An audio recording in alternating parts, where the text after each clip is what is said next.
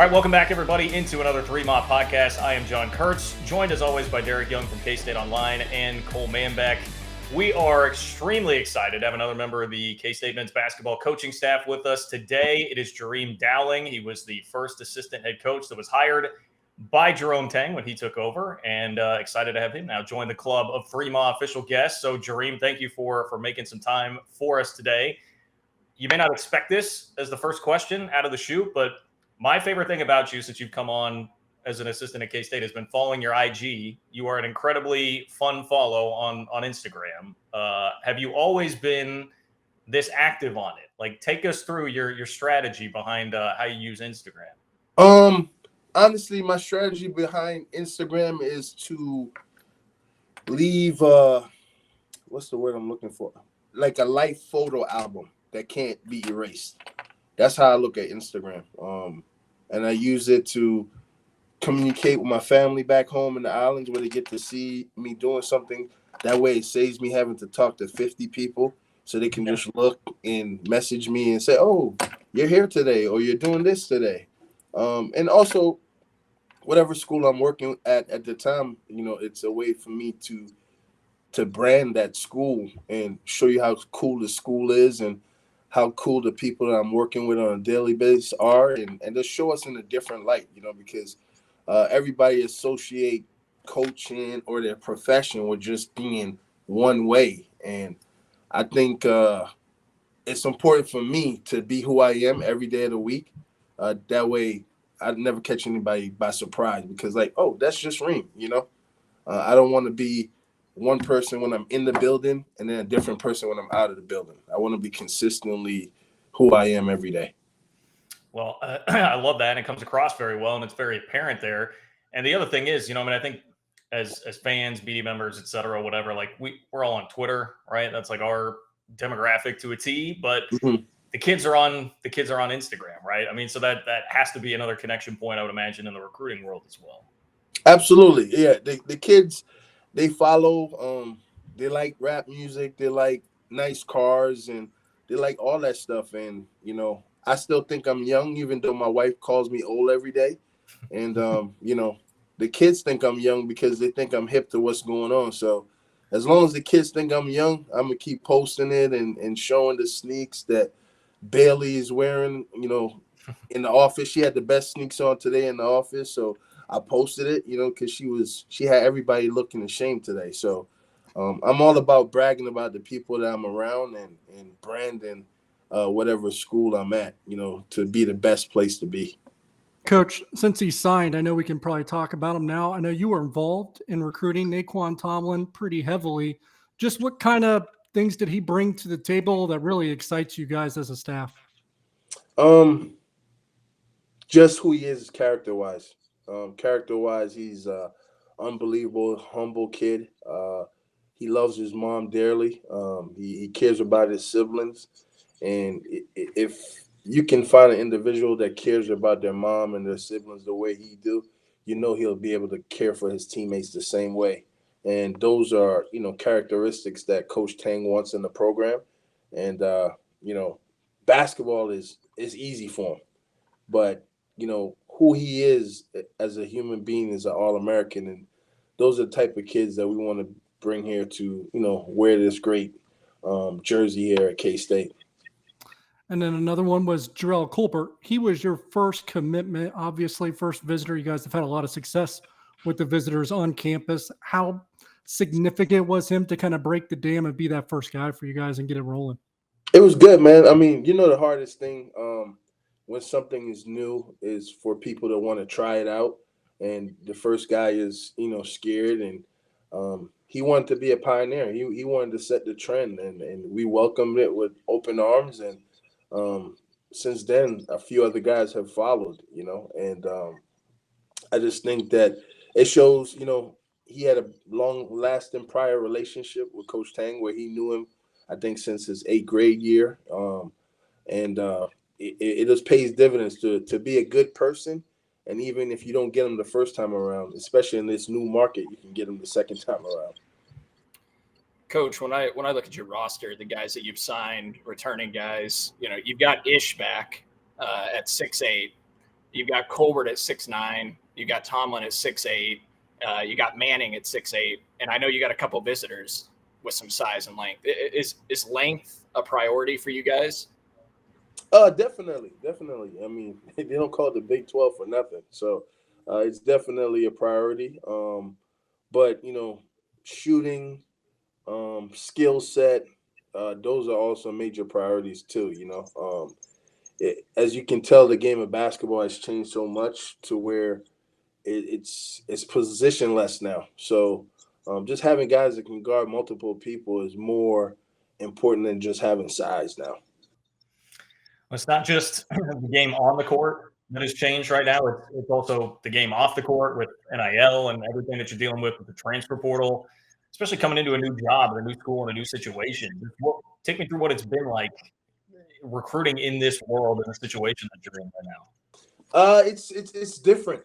It's different. It's I think it's become like the elephant in the room to where everybody wants to know about that more than they actually want to know about basketball right now.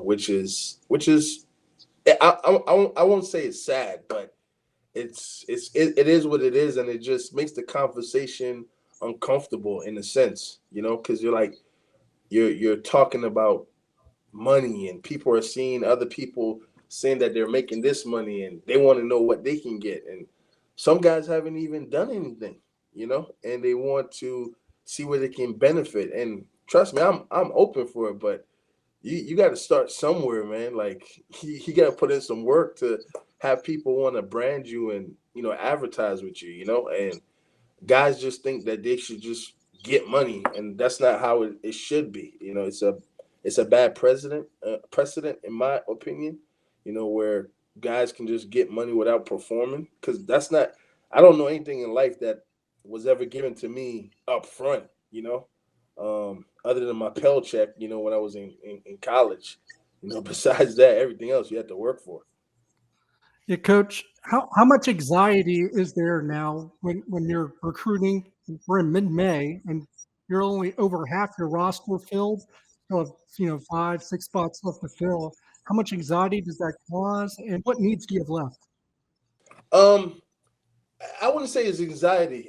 We knew what we was getting ourselves into, and even though it's slow right now, we're just concerned with getting the right people here. That you want to be around when the days are not good, and you still want to be around them. You don't want to take somebody just because you're in desperation mode, for lack of a better word. You want to take good character people first, and we can work on the basketball and make them better, on the court. But you can't. It really ain't too much we can do with their character prior to them coming here. We could tweak it, but you are who you are before you get here. So we just want to make sure we get that part right. And once we get that part right, the basketball will take care of itself, because we're gonna put in the work, and we're gonna be detailed enough to give us a chance in every game that we play. Right. Well, to transition a little bit here, Jareem, I want to get into your relationship with Coach Tang, because when he came on here with us, I remember him saying, like, hey, this is the staff basically that I've always dreamed of putting together with Jareem and Urich, et cetera, on down the road. So clearly there are some roots that go back a long way here. Just take me back through where this relationship started with Coach Tang, and how would you describe what that relationship is like? Man, it started in 2007. I was the head coach of the junior national team, and he had reached out to the Trinidadian national team, which he was originally born, and he was raised up in St. Croix in the U.S. Virgin Islands. So he reached out to Boat Federation. Trinidad never responded to him. The U.S. Virgin Islands responded to him, and they told him that they already had a head coach, but he can be an assistant if he wanted. And at that time, I was a junior college assistant at Cecil Community College in Maryland, making $2,500 a year coaching. And here comes Jerome Tang, Baylor assistant, top assistant, coming to be my assistant coach. And we just formed a relationship. We probably spent over 100 nights in hotel rooms together, just traveling throughout the different Caribbean countries. and just building a real genuine relationship and a love for each other that has nothing to do with basketball. And basketball is just something we talk about, but we talk about our family and, our kids and, our wives and how to be better men. And, we talk about our faith a lot. And basketball is just something we do together to spend even more time with each other. Because prior to me coming here, we talked every day after work.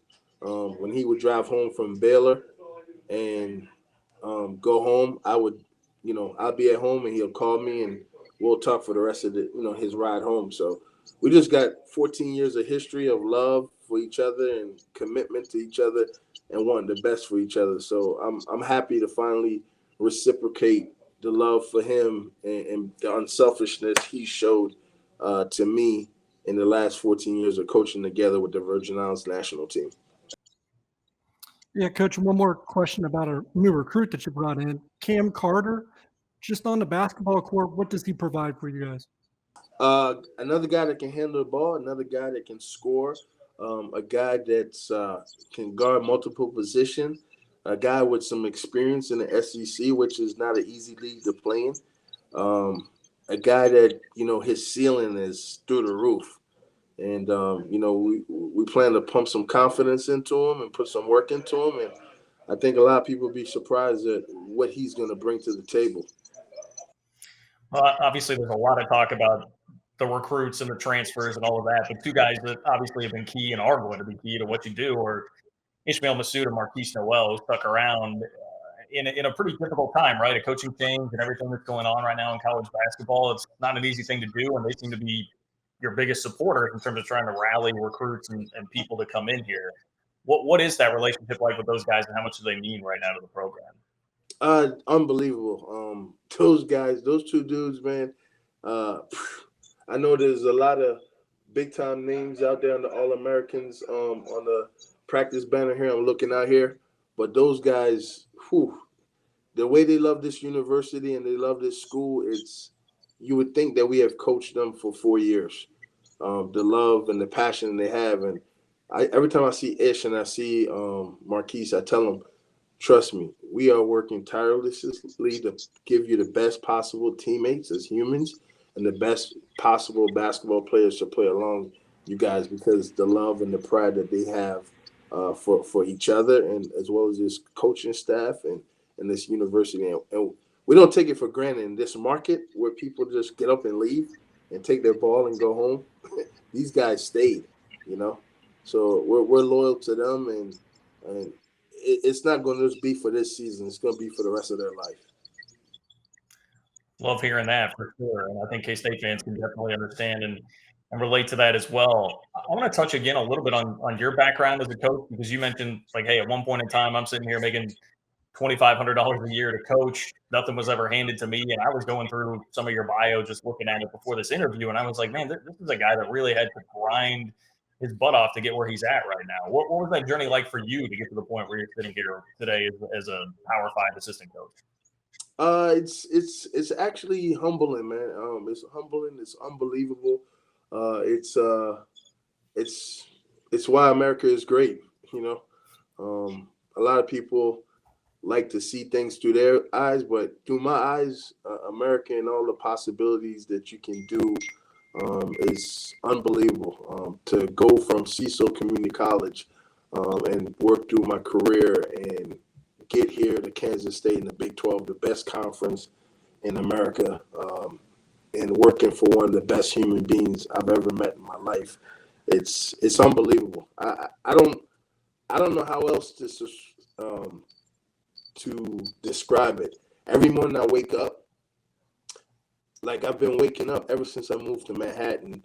I've been waking up without an alarm. I've been beating my alarm every morning, and it's just refreshing, and the air is crisp. It's nice outside. It's windy, and it was cold for a long time, but now it's getting hot. So, but I love it. I love the town. I think it's great. I think it's beautiful. I think it's peaceful. It's been really good, especially for my mental, being here. The ride into work, the ride home from work, it's just a peaceful town. On the topic of the transfer portal, how do you guys monitor that on a daily basis? I know we're past the May 1st deadline, so it's slowed down, but do you guys have someone assigned to tracking who's in the portal each day? Do you get film on those guys immediately? How's that work? Yeah. All of us track it, because some of us might miss something. We all have a hand in it, Anthony Winchester might be the guru of it, but we all have a hand in it, and we're all on social media watching it, because even though you might see a kid hit the portal, he might not officially be in the portal, because it takes anywhere from 24 to 72 hours to get in there. So you can see a kid hit the portal, and if you call him or text him before he's officially in the system, boom, you're in trouble. So you got to trust but verify. So it's a tedious job, and we do it. And if we do enough homework on that kid, we'll sit down in the conference room together and we'll all watch and have an opinion and decide if we want to call that kid after that. Well, before we let you go, Jareem, and certainly really appreciate your time joining us here on the pod. Well, I've got to ask this. I started with Instagram. I'm going to end here with Wale. How did that relationship develop? Like, how did you get on that level with a pretty popular hip hop artist out there, Wale, for the uneducated? His cousin. We played junior college ball together. His name is Victor Akianji, and we played junior college ball together at Cecil Community College in Maryland. And we were both non-scholarship dudes coming out of high school. We both, lived in like a house that we used like a divider to make rooms, and we struggled together, because we didn't have full scholarships. We were Division II JUCO, and we both made it to Division I, and we stayed in touch. And we've been friends for over 20 years now. And Wale has just seen me come around him.